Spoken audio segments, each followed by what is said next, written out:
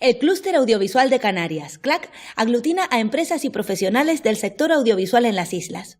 Por medio de CLAC y Acción, el programa que les ofrecemos a continuación, queremos poner en valor nuestro sector ante la sociedad y para ello les proponemos un peculiar recorrido por la vida. Hemos reunido a personas con una trayectoria interesante. Con ellas charlaremos sobre temas esenciales como el amor, el humor, la salud, la infancia, el futuro y de cómo el cine, la televisión o Internet están presentes en nuestro día a día y forman parte inseparable de nuestra cultura. Kiko Barroso charlará con ellos desde la inocencia recobrada de un columpio. También conoceremos a talentos del cine y el audiovisual canario que desarrollan su actividad dentro y fuera de las islas y pulsaremos la opinión de la calle.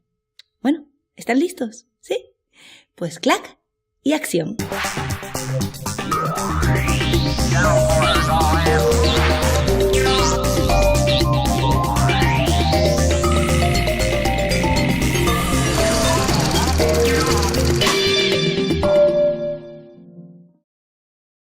Hoy nos adentramos en los espacios donde vivimos. El ser humano necesita comida y abrigo como elementos esenciales. Nos es imprescindible un lugar seguro para defendernos de los elementos, descansar, guardar nuestras cosas. Con el tiempo, esta necesidad ha ido haciéndose cada vez más compleja.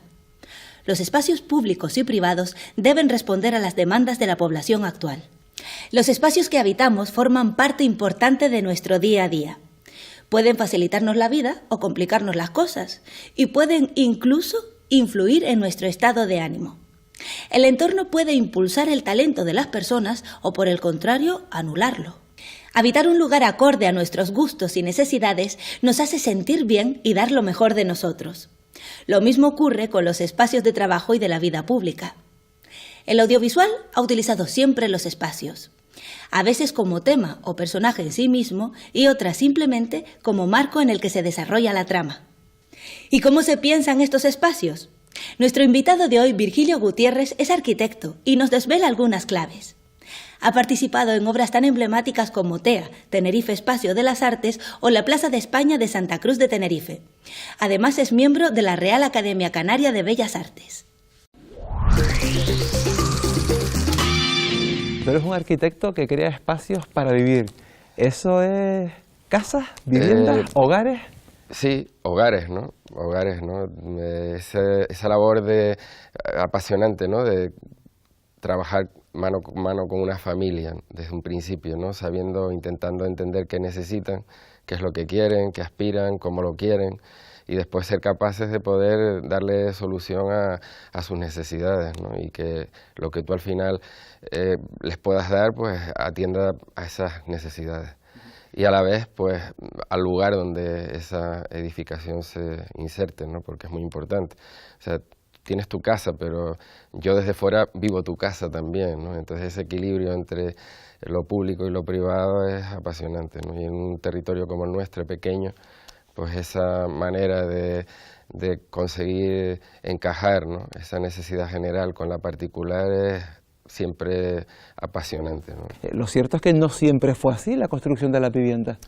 Bueno, digamos que quizás las necesidades de antes, que tampoco es que hayan variado mucho, pero eran como mucho más enfocadas, ¿no? Era todo como mucho más uniforme, ¿no? Si nos fijamos en la arquitectura tradicional, pues había unas maneras muy claras de las cuales nosotros tenemos que aprender siempre, ¿no? Muy claras de cómo insertar esos volúmenes en nuestras condiciones climáticas, topográficas, geográficas.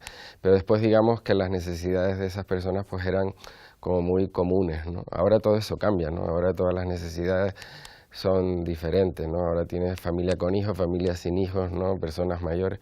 ¿Y cómo es tu forma de trabajar? ¿Te reúnes con la familia? ¿Planteas el tipo de vida que quieren? ¿Cómo la quieren? Y luego para eso creas el espacio. Tienes que transformarte casi en un miembro de la familia, escuchar mucho, ¿no? Observar mucho, ayudarlos también con la experiencia que vas alcanzando, pues a resolver los problemas que ellos te puedan plantear, ¿no? Después también indudablemente está todo el tema de encaje económico, que esa es otra, la parte más árida, la parte, ¿no? Sería todo muy fácil si la parte económica no existiera, ¿no? Pero eso siempre condiciona todo, ¿no? Todas las que es una pena que los arquitectos tengan que ir al supermercado, caramba, si no fueran al Sí. supermercado nos harían los trabajos gratis. Sí, yo diría que hacer arquitectura sin cobrar, ¿no? Hacer cultura sin cobrar, ¿no? Eso es fantástico, ¿no? Pero bueno, tenemos que comer de algo. Muy Y complicado. esas casas que tú firmas, que tú has diseñado, ¿las terminas por sentir un poco como tuyas? Llega un momento que como que las borro, ¿no? O sea, el proceso de diseño, digamos, ¿no? El proceso de concreción, el proceso de construcción, sí es algo en el que yo soy la voz o la figura de esa familia, ¿no? Pero después procuro muchas veces ni volver, ¿no? Me da como una vergüenza, ¿no? Posterior, ¿no? No, pero si has hecho bien el trabajo. No paso ni por la calle. No se les va a caer en la casa ni nada. Has hecho buenos cimientos. Bueno, intentas que no, ¿no? Fíjate que este es un aspecto de tu trabajo, de tu tradición profesional, las viviendas unifamiliares, ese trabajo un poco más privado, pero también uno de los arquitectos que ha propuesto cosas muy interesantes en la arquitectura pública. Eres uno de los autores del TEA, donde además has integrado unos espacios espectaculares y donde incluso una calle la conviertes en parte del museo, pero siendo calle. Es una suerte que de estas que te surgen en la vida, ¿no? El poder haber trabajado y seguir trabajando con un equipo como Harrison Demeron, que hoy en día es pues de los más importantes del mundo, ¿no? Llevo con ellos desde el año 1998, ¿no? Haciendo cosas distintas, ¿no? No solo en Tenerife, sino también, por ejemplo, en Madrid, ¿no? Y bueno, en Tenerife con el TEA, digamos que he tenido la fortuna de ser como portavoz de ellos, ¿no? Y digamos, trabajar codo con codo desde el principio del proyecto. Empezamos en el año 1998 y se inauguró el edificio en el 2008, o sea que fue un proceso de 10 años, ¿no? Y con ellos he aprendido a muchas cosas porque su despacho es un laboratorio de ideas, ¿no? Y es algo impresionante, pero en el caso concreto de TEA es esa manera de entender la arquitectura como espacio público en todas las decisiones, ¿no? Y efectivamente TEA es, como dices tú, una calle que permite enlazar la ciudad fundacional, la Iglesia de la Concepción, con la ciudad moderna, con el mercado, ¿no? Y antes la gente tenía que hacer unos recorridos complejos para ir de un punto a otro, y ahora simplemente cogiendo esa calle que atraviesa el edificio, que se transforma a su vez en plaza, pues puedes, digamos, vivir de esa arquitectura, te invita a participar en las actividades culturales en la biblioteca que allí se organizan y realmente está dando esa respuesta al gran reto de la arquitectura contemporánea y de la ciudad hoy, es que volver a recuperar el espacio público como el espacio importante de encuentro, el espacio de resolución de los conflictos positivos y negativos de las sociedades multiculturales, de la inmigración, todo ese tema. Ese mundo también es apasionante y yo siempre cuento que TEA es un ejemplo esencial en cómo afrontar esas arquitecturas abiertas y no cerradas, ¿no? Una caja que parece cerrada en sí misma, pero que después es enormemente transparente en luces, en visuales, y que hace que efectivamente este es un espacio rico donde confundes el interior y el exterior, que es al final lo que da valor, ¿no?, a todas esas arquitecturas del espacio público, que es todo lo contrario a los espacios turísticos nuestros de los sures, ¿no?, del sur de Gran Canaria, del sur de Tenerife, donde los edificios se vuelcan hacia el interior y la calle queda como un negativo perdido, ¿no?, para la ciudad, ¿no? Y ahí está ese reto de cómo recuperar esa imbricación, ¿no?, que en el TEA es muy clara. Y ahí hay una asignatura muy pero que muy pendiente, sí, ¿eh? La rehabilitación turística. Sí, ahí tenemos trabajo de sobra y tenemos futuro y tenemos la obligación de ir rehaciendo todos esos lugares hacia espacios, hacia lugares mucho más amables y mucho menos áridos, ¿no? Habría que tirarlo todo y hacerlo No, nuevo. yo tampoco vuelvo, ¿no?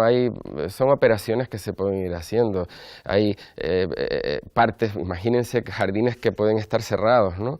Y a lo mejor esos jardines simplemente con operaciones de cómo abrirlos y cómo incorporarlos y pues no sé, o sea que tampoco hay que ser drástico, llevar la pala y tirarlo todo, sino que pueden haber medidas también casi de acupuntura que puedan ir generando inercias que hagan que se puedan hacer muchas correcciones, ¿no?, sin necesidad tampoco de grandes intervenciones, ¿no?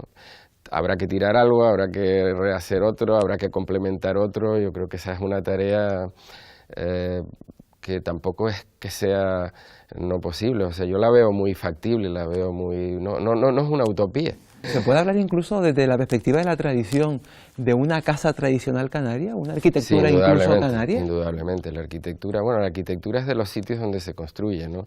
Y entonces aquí estamos con el denominador común de la topografía accidentada, del sol, del viento, de las vistas al mar, de las brisas, todos esos son condicionantes que siempre están con nosotros, Y ¿no? el tipo de suelo, que es fundamental. El tipo de suelo, que es muy heterogéneo, ¿no? Y es muy difícil, digamos, hablando desde un punto técnico de lo que son las cimentaciones y demás, que siempre es complicado.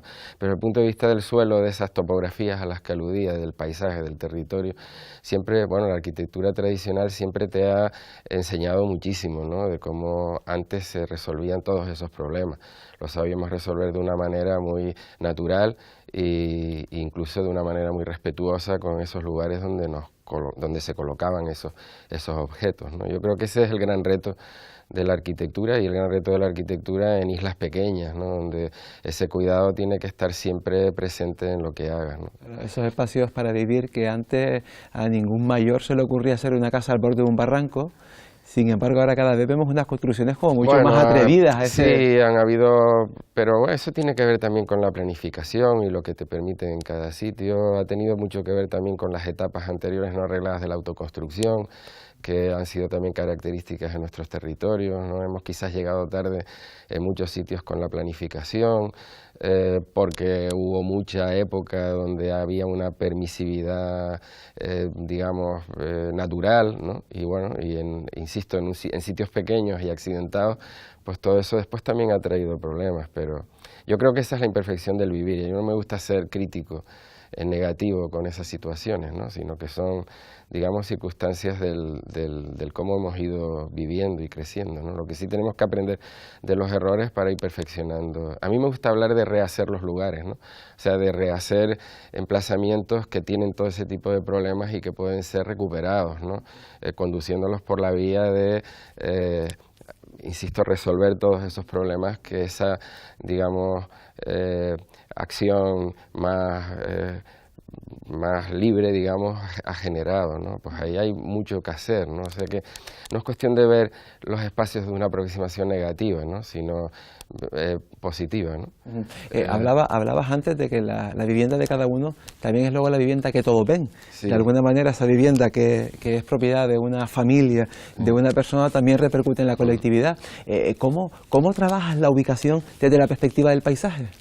Es complejo, ¿no? Porque hay desde situaciones absolutamente pragmáticas, ¿no? De lo que decías antes, ¿no? O sea, si tienes una casa y un barranco puedes construir, pues tienes que ver cómo esa casa se relaciona con el barranco, dónde la debes de colocar, cómo la debes de colocar, cómo te aproximas a esos volúmenes que tú vas a tener que construir allí desde la visión más lejana, ¿no? La visión intermedia, la visión ya próxima, la visión dentro, ¿no? Esa secuencia cinematográfica que también tanto relaciona lo que hacemos, ¿no? O sea, son recorridos que tú tienes que siempre que tener en cuenta, ¿no? No solo de fuera hacia adentro, sino también de dentro hacia afuera, ¿no? En relación a cómo interpretar eso que tienes alrededor y cómo lo quieres ver o no lo quieres ver, cómo te quieres abrir o no te quieres abrir a lo que tienes alrededor, ¿no? Y eso en el ambiente un poco más rural, pero en la urbe, en la ciudad, ¿cómo intervienes cuando un edificio, desde luego todas las casas son iguales, luego por dentro las pinta cada uno y las decora como quiere, pero digamos que todo está hecho en serie, ¿no? Todas las casas son iguales. Es más complicado, ¿no? Pero siempre hay situaciones, ¿no? De cómo, simplemente de cómo relacionar la manera de entrar en el edificio, ahí hay un mundo, ¿no? Otra vez cinematográfico, ¿no? De cómo hacer que se extienda o no ese espacio público hacia adentro, ¿no? Hay un ejemplo extraordinario de Rubens Enríquez, que es para nosotros un maestro, las 4 casas en el Camino Largo en La Laguna, que dibuja esa transición entre la calle y el interior en una secuencia exquisita de de cuidados en que vayas entendiendo cómo vas pasando de un lado a otro, ¿no? De fuera adentro y de dentro afuera, tanto funcionalmente como visualmente. Ahí hay muchísimo, ¿no? Entonces, siempre, digamos, hay factores que están, ¿no? Hay que saber siempre encontrarlo. Por eso me gusta mucho el estar relacionado con gente de la fotografía y del audiovisual, porque ellos te enseñan mucho a mirar. A mí el mundo de la audiovisual es algo que me interesa porque el no poder viajar te permite el conocer Otras cosas formas de de una viajar, manera, ¿verdad? ¿no? Entonces me interesa mucho todo lo que son pues colecciones sobre arquitectura, ¿no? Como la que tiene la Arquia, Caja de Arquitectos, ¿no? Que a través de la cual hemos podido conocer obras fantásticas, ¿no? Tiene documentales extraordinarios, ¿no? Si miramos nuestras ciudades, ¿hemos mirado poco al mar? ¿Hemos construido dándole la espalda al mar? Sí, bueno, la ciudad donde nací yo, Santa Cruz, es una ciudad que ha dado la espalda al mar, ¿no? Está el puerto ocupando todo su frente, se lleva años hablando de proyectos para cómo, ¿no? Hacer que puedas llegar desde la calle El Castillo, Plaza España y mojarte los pies en el agua, ¿no? Pero no sé, yo llevo oyendo estas cosas desde hace 30 años. También estoy implicado en proyectos en esa zona con Gerson Demeron, pero desgraciadamente con la crisis pues las cosas se han parado mucho, pero al margen de estos casos concretos en los que yo estoy implicado, es algo que en todo el litoral de Santa Cruz es obvio, ¿no? O sea que, bueno, poco a poco, ¿no? Pero tienes el puerto en todo el recorrido, ¿no? No es como otras ciudades donde esa articulación con el puerto, con los puertos son mucho más amables también, ¿no? Aquí es como una barrera que rompe ese contacto, ¿no? Paseando por Garachico hace unos días, ahí el mar es tan fuerte, que en el primer nivel de casas, las casas prácticamente tienen una ventanita muy chiquita, ¿no? Mirando al mar. Porque es que hace mejor darle la espalda, ¿no? Claro, es que te tienes que proteger de la ola, ¿no? Entonces abres el hueco mínimo, ¿no? A veces también tienes que dar la espalda porque te tienes que proteger. Después hay otras cosas que son muy nuestras, como son los charcos, por ejemplo, los charcos de intermareales, ¿no? Esa es una manera muy propia, ¿no? En Canarias de cómo relacionarte con una topografía tan accidentada con el mar, ¿no? Oye, ¿en la arquitectura del columpio qué te parece? ¿Esto es una arquitectura muy básica o es más ingeniería que arquitectura? No, o sea, vamos a ver, desde que estás definiendo un lugar es arquitectura, ¿no? O sea, digamos que todo lo demás son instrumentos de cómo llegar a esa arquitectura, ¿no? Claro, es ingeniería porque es una solución estructural a una necesidad, pero realmente es arquitectura. Aquí nosotros dos estamos generando arquitectura, con los dos columpios que cuelgan, con el movimiento, ¿no? Con el aproximarnos y alejarnos, con los ritmos de esa aproximación y ese retirarte, eso es arquitectura. ¿No? Tuve la suerte de que me encargaran un trabajo en la playa del Reducto en Lanzarote, también Juan Gopar, en una actividad de la primera Bienal de Arte, Arquitectura y Paisaje, y me pidieron hacer un espacio público de esta escala en la playa, plantando unos árboles, ¿no? Y yo lo que hice fue escribirle una carta a la persona que me invitaba explicando esto que estamos hablando ahora, en términos de que un niño lo pudiera entender, ¿no? De cómo se construye el espacio público a través del uso y las costumbres del uso en ese lugar, ¿no? O sea, que si tú pones un árbol y el niño va a ese sitio y ayuda a plantarlo y ayuda después a regarlo y después el árbol va creciendo y después te vas y te sientas con tu pareja a la sombra de ese árbol y después va tu abuelo y se sienta a mirar el mar en la sombra de ese árbol. Es así se va construyendo el espacio del encuentro, el espacio público, ¿no? Eso nos llevó a plantear un guión para un pequeño corto documental de animación de cómo explicarle a un niño cómo puede gestarse a través del tiempo, porque todo es cuestión de tiempo, cómo gestar esos espacios del encuentro. Y cuando ya, claro, si tú lo has vivido de niño, ya de mayor, tu memoria ya respeta ese sitio, lo cuida, ¿no? Y eso es así. Lo haces tuyo. Y esto es así, ¿no? Esto al final acaba siendo una historia, acaba teniendo su memoria, acaba teniendo su reflejo en el audiovisual que se esté, o sea, en la filmación que se esté haciendo, y al final es una arquitectura, eso es arquitectura. Oye, ¿le damos sentido al columpio? Yo no sé, estaba aquí un poco como trabajo. De momento lo estamos, no, si se mueve, esto es fácil, ¿eh? El mecanismo sencillito, ¿eh? Todo mueve solo. El mecanismo sencillo, estábamos aquí. Esto mueve solo. ¿Ves? Estamos haciendo arquitectura. Ajá, esto es arquitectura de la que se mueve. Sí, la arquitectura siempre se mueve, arquitectura estática no la hay, porque la arquitectura tiene brisa, tiene olor, tiene sonido, tiene calor o frío. La arquitectura nunca es estática, la arquitectura estática no existe, la arquitectura siempre es dinámica, ¿no? Qué buen concepto ese, ¿eh? Sí, es que es así, ¿no? De repente... La luz siempre te da por un sitio distinto, siempre entra por un lugar diferente, tú cierras, controlas, ¿no? Cuanto más rica es la posibilidad de tú manejar esos recursos, ¿no? Más rica es tu vida, ¿no? Más te puedes esconder, más te puedes abrir, más te puedes proteger, más te puedes incorporar a otras personas, o sea que tienes esa libertad, ¿no? La arquitectura también debe ser algo de libertad, ¿no? El Drago dijo, es todo para mí. Es que ese pueblo es todo para mí. Es que ese pueblo es todo para mí.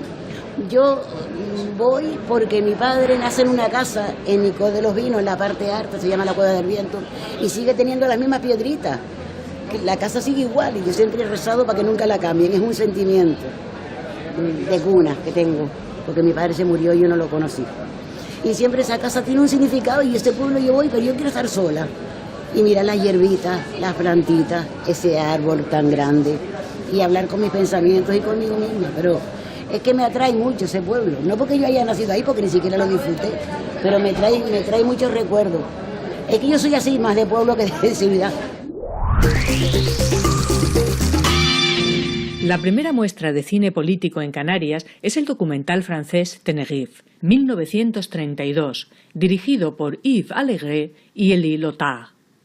El cámara Lothar usó el mismo equipo para rodar justo después el filme de Luis Buñuel Las Urdes Tierra sin Pan, 1932. Hola, soy María Sanz Esteve y bueno, vivo en Fuerteventura, me dedico al audiovisual. Si es una de las cosas que siempre he tenido claro es que me quería dedicar al cine, sobre todo al mundo del cine, y bueno, pues he ido dando pasos poquito a poco y de la manera más coherente posible, aunque no la más directa, para llegar ahí. Llegué a esta isla casi por accidente, pero fue amor a primera vista, la verdad. Venía a pasar una temporada y de pronto pues me encontré con un lugar en el que todo lo que había cultivado durante años y años pues empezó a crecer. Me consideraba totalmente urbana y sin embargo llegué a esta isla y me di cuenta que era mi sitio. Fue como un pequeño dejarse ir a algún sitio por querer romper con lo que estaba haciendo, por dejar la civilización y venir a criar a mis hijas a un sitio donde la naturaleza estuviera más cerca de nosotros. Y mientras disfrutaba de ver a mis hijas crecer, fue organizar la otra parte del cine, ¿no? Que es ciclos de cine, compartir con otras personas lo que más me gusta, ¿no? Que es algo que me gusta hacer. Entonces pues se hicieron ciclos de cine, hicimos talleres, fui conociendo a la gente en la isla que estaba involucrada en esta y más adelante, cuando empecé a hacer cosas, fui conociendo al resto del sector audiovisual de las 7 islas. Empezamos a compartir proyectos y más adelante pues compartimos lo que ahora mismo es el clúster audiovisual. Y somos un territorio separado, bueno, unido por el mar, pero separado físicamente, y era muy importante que pudiéramos unir fuerzas para conseguir los sueños, ¿no? Porque los sueños a veces solo parece que no van a llegar nunca. Y el clúster es una manera de acercar todo el archipiélago a lugares donde probablemente nunca pensamos que podíamos llegar. Uno de los puntos de partida para conocer a lo que era el sector audiovisual canario, aparte de trabajar con algunas productoras de otras islas que venían a rodar aquí, fue la organización del Festival Dunas de cortometrajes. A partir de ese momento pues empezamos a tomar contacto no solo con directores de fuera, sino también con muchos directores, productores, guionistas y actores de las Islas Canarias, lo que a mí me permitió pues conocer el sector y ver las posibilidades que teníamos de hacer proyectos comunes, ¿no? Tenemos un plató excepcional, con un montón de paisajes de tierra y de mar, con una luz increíble, con unas horas de sol en invierno y en verano que ya las quisieran en muchos sitios. Entonces, en realidad, lo único que nos falta es que los inversores confíen en nosotros. Es importantísimo que las empresas que se benefician indirectamente de nuestra industria y que se benefician también de la industria del turismo y demás, tengan esa capacidad de ver que este es un sector serio en el que van a invertir su dinero y no solo van a recoger frutos, sino que además van a tener la sensación de estar aportando algo al patrimonio cultural, de las islas, ¿no? Está genial que también desde Canarias hagamos películas de terror, películas de acción, películas de ciencia ficción. Todo eso está muy bien, pero también necesitamos contar las historias que son de aquí. No olvidarnos de la historia de aquí, transmitirla, sentirnos orgullosos, ya seamos los hijos adoptados o los hijos naturales, ¿no? Lo importante es que sintamos que es nuestra madre y que debemos contar su historia. Entonces, bueno, a mí un poco, sin quererlo, me pasó eso con Serendipia, con el cortometraje que dirigí y produje hace unos años, siendo jurado de un festival de microrrelatos, de pronto un relato narrado además por una ecuatoriana, que es lo más curioso de todo, un relato de aquí, me encendió todas las luces de la isla. En 5 palabras me estaban contando la historia de toda una época, ¿no? Una vivencia de toda la isla en los años 50 y tuve la necesidad de contar eso a nivel visual, de enseñar la belleza del desierto, pero también de enseñar la dureza y el valor de las personas que han sacado adelante esta isla. No es lamentablemente la que tengo, pero a mí sí me gustaría vivir, vamos a ver, en unas coordenadas climáticas mucho más amables que de las que vivo, ¿no? Es decir, más bien más hacia la costa, porque se da la paradoja de que los que vivimos en la isla no disfrutamos del mar, eso en primer lugar. Y luego tender más hacia una sobriedad de todo tipo. No quiero decir minimalismo, pero sí una austeridad, donde se prescinda casi del accesorio y quedarnos en lo esencial. Eso supone a lo mejor una intervención del paisaje en el espacio edificado, ¿no? Y aunque parezca idílico o utópico, que haya una especie de diálogo entre la naturaleza y el ámbito artificial donde el ser humano pues tiene el ámbito de estudio, de esparcimiento. Yo creo que es necesario además para las islas que estos dos aspectos se concilien, la naturaleza y el medio urbano.